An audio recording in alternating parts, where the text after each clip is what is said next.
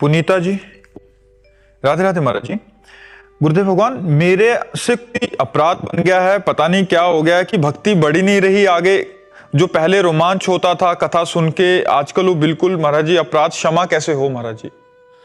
यदि जानकारी में अपराध है तो आप प्रार्थना कीजिए जिस संत से, जिस वैष्णव से, जहां अपराध बना हो। यदि जानकारी में नहीं है तो भगवान से प्रार्थना कीजिए।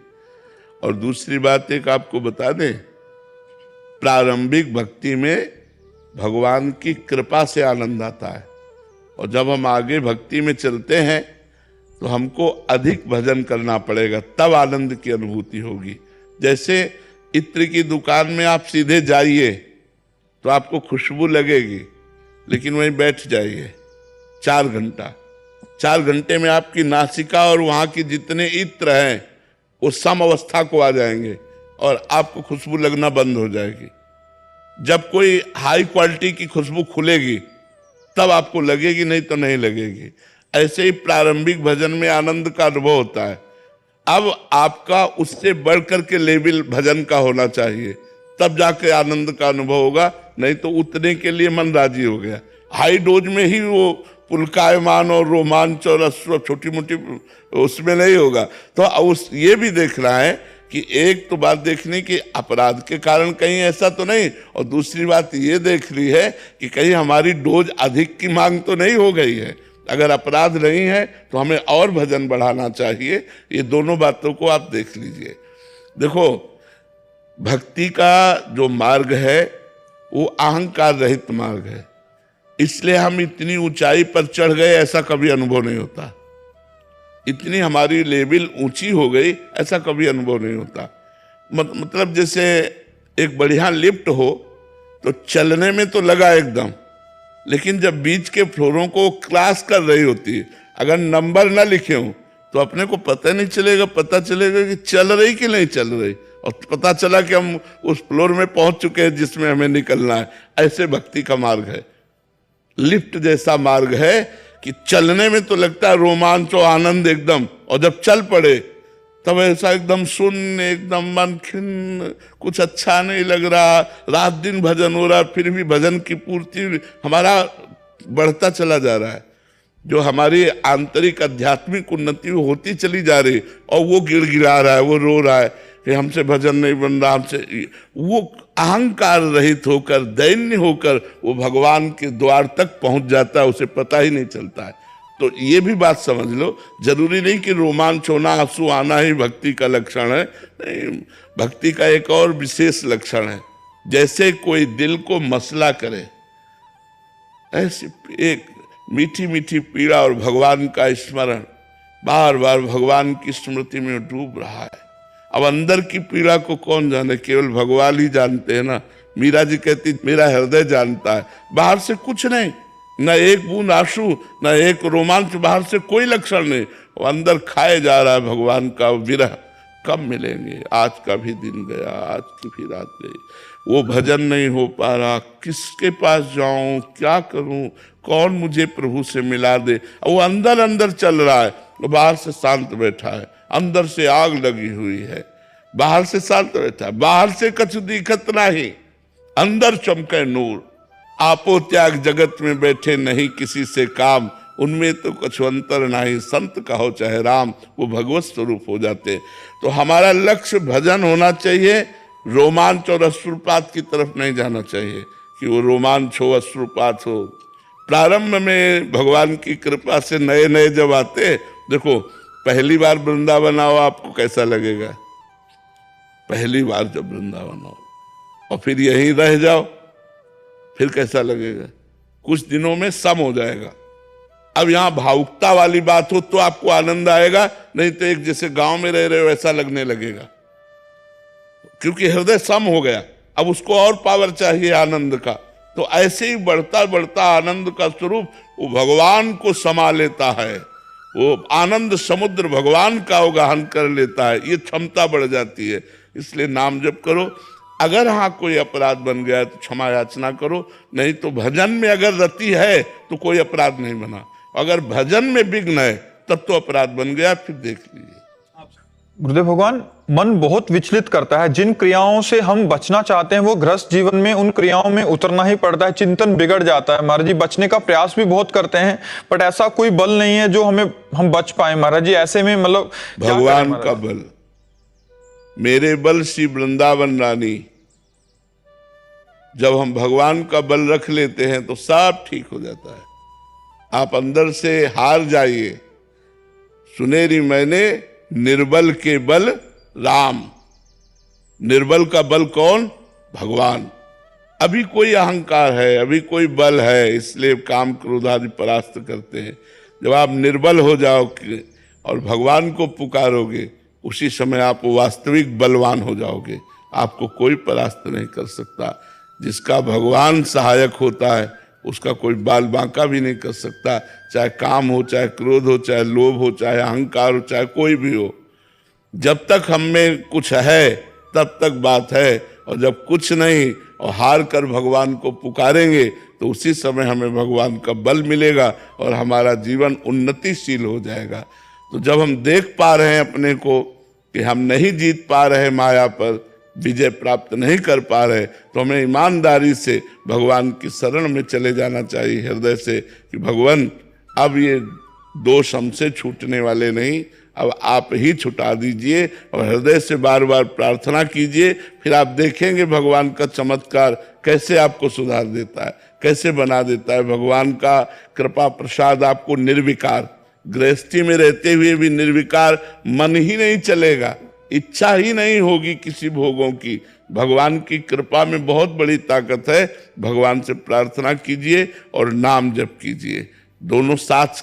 नाम जप माने पुकारना होता है। राधा राधा राधा, मानो हम राधा रानी को पुकार रहे हैं, प्यारी जी को पुकार रहे हैं, प्रिया जी को पुकार रहे हैं। तो जिसका नाम पुकारा जाता है वो जरूर हमारी तरफ देखता है, और जिस दिन वो हमारी तरफ देख ले हम निहाल हो जाएंगे। इसलिए हमें नाम जप करना चाहिए और प्रार्थना करनी चाहिए। श्री हरिवंश महाराज जी, महाराज जी श्री जी कृपा से हम दोनों पति पत्नी भगवत मार्ग के पथिक हैं, फिर भी महाराज जी मन बार बार संसार के मुंह में भागता है। हम एक और उनकी ओर जुड़ना चाहते हैं और दूसरी ओर संसार छूटता नहीं है महाराज जी। ऐसे में कैसे दोनों का समावेश? एक बार भगवत ऋषिक जी महाराज बड़े सिद्ध संत हुए, अपने गुरुदेव से जाके कहा कि प्रभु ये काम सताता है, ये कब नष्ट होगा? और ये बहुत ऊंचे तक रहता है काम। काम ही बंधन है। काम का मतलब केवल एक इंद्रिय विलासिता नहीं है। हर कामना का नाम काम है। कोई भी कामना, तो कामना का नाम ही काम है। तो उन्होंने कहा एक करवा ले आओ, वो रखा है तो करवा ले आए। बोले देखो इसमें कहीं तेल तो नहीं दिखाई देता? बोले नहीं। बोले इसमें कुछ समय पहले तेल भरा गया था और हमने बहुत बार इसको धोया है, देखो कहीं तेल नहीं दिखाई देता। और जहां पानी भरा तो उसमें दिखाई देने लगा। फिर उस करवा को उठाया और रोटी जहां बनी थी उस आग में रख दिया, और थोड़ी देर के बाद निकाला, फिर पानी भरा, फिर तेल नहीं आया। तो बोले जब तक तपाया नहीं जाएगा, तप नहीं होगा, तब तक देखो इसमें तेल जैसे उछल आया, ऐसे ही हृदय में काम उत्पन्न हो जाता है। जब तपस्या के द्वारा वासना को भस्म कर दिया जाता है तब काम नहीं उत्पन्न होता। तो नाम जप करो, थोड़ा भोजन करो, भगवान के चरित्र सुनो, सत्संग सुनो, और दूरी बना के रखो संसार से। तो धीरे धीरे धीरे धीरे मन वो वैराग्यवान होकर, जो जलन होती भजन करने से, वही तप है, उसे सह जाओ चुपचाप। उसको सह गए तो सब विकार नष्ट हो जाएंगे। पर ये आज नहीं नष्ट हो जाएंगे, समय लगेगा, लंबा समय लगेगा। ऐसा हम सोचो 1-2 साल माला घुमा लिया तो हम काम विजयी हम काम विजयी हो जाएंगे। तो भगवान की धीरे धीरे जब कृपा होती है तब इनका समन होता है। नहीं ये छोटे मोटे शत्रु नहीं है कि 1-2 साल माला घुमाई बोले काम विजयी हो गए, क्रोध विजयी हो गए। बहुत एक कठिन विषय है, बहुत कठिन विषय है। राधे राधे महाराज जी। महाराज जी आप अपने सत्संग में कहते हैं कि झूठ बोलने वाला व्यक्ति कभी सुख ही नहीं रह सकता, लेकिन मैं जिंदगी में हमेशा सच के रास्ते पर चली हूं, हमेशा ईमानदारी से नौकरी की, फिर भी मेरे ऑफिस में कर्मचारियों द्वारा मुझे तिरस्कार या झूठे आरोप लगाए जाते हैं। इससे क्या फर्क पड़ता है? हम दुखी क्यों हो जाएं? हम दुखी क्यों हों?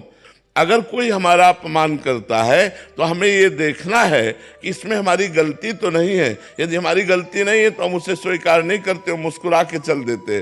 तो सत्यवान कभी ये दिखाई देता है कि उसके सामने समस्याएं रहती हैं, पर वो वास्तविक समस्याओं को चीरते हुए आगे निकल जाएगा। और झूठ थोड़ी देर अच्छा लगता है कि समस्या का समाधान हो गया, लेकिन झूठ का परिणाम जब निकलेगा तब वो बहुत गलत निकलेगा। सत्य के परिणाम में बहुत सुख है, लेकिन चलने में समस्या है। झूठ के परिणाम में बड़ा दुख है, लेकिन चलने में सुविधा है। आप हमारी बात को समझिए, झूठ को कितना सजा करके रख सकते हो आप, लेकिन उसका परिणाम दुखद होगा। सत्य को आप सजा नहीं सकते, सत्य को वो सीधा बात होती है। जी ऐसे से ऐसा ऐसा सत्य जो बोला, तो सत्यवान के पीछे ज्यादा लोग नहीं चलते, झूठ के पीछे बहुत लोग रहते हैं। झूठ का आश्रय बहुत लोग लिए हुए हैं, और इसीलिए गोस्वामी तुलसीदास जी ने लिखा है कि कलिकाल में इसकी बाहुल्यता होगी। झूठा ही लेना, झूठा ही देना, झूठा ही भोजन, झूठ चबेला, गोस्वामी जी ने लिखा है। और झूठ की मान्यता होगी। सत्य चलने वाले को लोग उपहास करेंगे, उसका त्याग कर देंगे, और झूठ वाले को लोग अपनाएंगे। कलयुग का प्रभाव है, लेकिन हमें लगता है सत्य विजयी होता है। अगर आप सत्य से चलोगे तो भगवान आपका साथ देंगे, आपको आनंद प्रदान करेंगे। भगवान जिसे आनंद प्रदान करते हैं उसे संसार दुखी नहीं कर सकता, और जिसे भगवान परिणाम में दुख देते हैं उसे संसार सुखी भी नहीं कर सकता। इसलिए धर्म से चलो, सत्य से चलो। सजन जी हरियाणा से।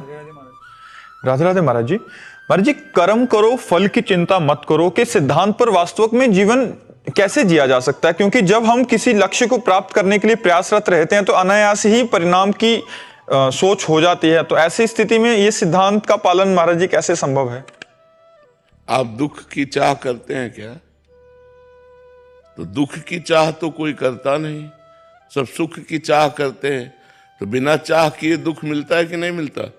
ऐसे सुख की चाह भी मत करो, केवल कर्म करते जाओ तो आपको अनायास अन्न मांगे आगे आवेगो, जो पल लागे पल को। पर आप सुख की कामना से युक्त हैं, इसीलिए बंधे हुए हैं। जैसे बिना चाहे दुख सबको प्राप्त होता है, कोई दुख नहीं चाहता। हर कर्म सुख के लिए किया जाता है, चाहे वो पाप कर्म ही क्यों ना हो, लेकिन परिणाम में दुख मिलता है। ऐसे ही हम अच्छे कर्म करें, परिणाम की चिंता न करें। कर्मण्येवाधिकारस्ते मा फलेषु कदाचन। हम फल की चिंता न करें तो हमारा बहुत बढ़िया जीवन हो जाएगा, निष्काम जीवन हो जाएगा। क्योंकि निष्काम जीवन ही भगवदानंद का अनुभव कर सकता है, सकामी जीवन विषयों का अनुभव करता है। इसलिए निष्काम होने के लिए भगवान कहते हैं कि तुम कर्म करो, फल की इच्छा मत रखो। लेकिन संसारी आदमी पहले फल की इच्छा रखता है और फिर कर्म करने की, कि ऐसा ऐसा करूँगा तो इसमें इतना लाभ हो जाएगा, और ऐसे से ऐसा फिर हो जाएगा। और जब वो कर्म करता है और उतना लाभ नहीं होता है तो दुख का भाजन बन जाता है, वो दुख का कारण बन जाता है। दुख सुख हमारी मान्यता है। जैसे दो ब्राह्मण बैठे हुए थे, एक धनी ने कहा आज हमारे यहाँ भोजन पा लीजिए, निमंत्रण दिया। दोनों भोजन पाने गए, भोजन पा के दोनों निकले तो एक अप्रसन्न था और एक प्रसन्न था। तो धनी ने पूछा कि आप प्रसन्न क्यों हो और आप अप्रसन्न क्यों हो? भोजन तो दोनों को समान पवाया। तो एक ने कहा आज हमने सोचा था कि कोई जजमान मिलेगा, भोजन पवाएगा तो 51 रुपया हमें देगा, तो आपने भोजन पवा के 11 रुपया दिए तो हमारा घाटा हो गया ना। और उससे पूछा तुम प्रसन्न क्यों हो? बोले हमें तो था कि पता नहीं भोजन मिले कि ना मिले, भोजन भी मिला, 11 रुपया मिले तो प्रसन्न हुए। अब बोलो दुख का कारण और सुख का कारण उसकी सोच है या कोई कर्म है? उसकी सोच है ना। तो भगवान सोच सुधारने के लिए कहते हैं कि तुम केवल अच्छे कर्म करो, परिणाम की चिंता न करो, क्योंकि परिणाम अच्छे कर्म का अच्छा ही होता है। अगर बुरे कर्म करोगे तो उसका फल बुरा होगा। तो हमें अच्छे कर्म पर ध्यान देना है, परिणाम पर ध्यान नहीं देना है। अगर एक बार परिणाम सही नहीं आया तो दूसरी बार परिणाम सही आएगा। हमें अच्छे कर्म करने हैं, हमें अच्छी पढ़ाई करनी है, अच्छी नौकरी की लालसा रखनी है, हमें अच्छा बनने की कोशिश करनी है। तो ये कर्म करने के लिए भगवान तो आदेश कर रहे हैं। लेकिन फल की आकांक्षा पर, जैसे आप बहुत प्रयत्न करके पढ़ाई अच्छी की और फेल हो गए कुछ नंबरों से, तो आपको निराश नहीं होना, आपको अगले वर्ष और अच्छा पढ़ना है। और जो केवल फल की आकांक्षा रखते हैं फिर वो की सोच लेते हैं, चाहे व्यापार हो, चाहे नौकरी हो, चाहे किसानी हो, चाहे जो भी हो, केवल फल की आकांक्षा रखते हैं और वो प्रवीण बुद्धि के नहीं होते। तो जहाँ रिजल्ट सामने असफलता आई, हार आई, पराजय हुई या फेल हो गए, तो फिर वो अपने को बहुत कोसने लगते हैं। निगेटिव विचार इतना बढ़ जाता है कि फिर उसकी सोचने लगते हैं। इसलिए जो भगवान कह रहे हैं, बहुत भगवान कह रहे ना, बहुत सोच विचार के कह रहे, तुम सदैव सुखी रहोगे यदि कर्म करने पर अपना अधिकार रखो, फल हमारे ऊपर छोड़ दो। फल के लिए कहा सुख दुखे समय कृत्वा लाभा लाभो जया जयो।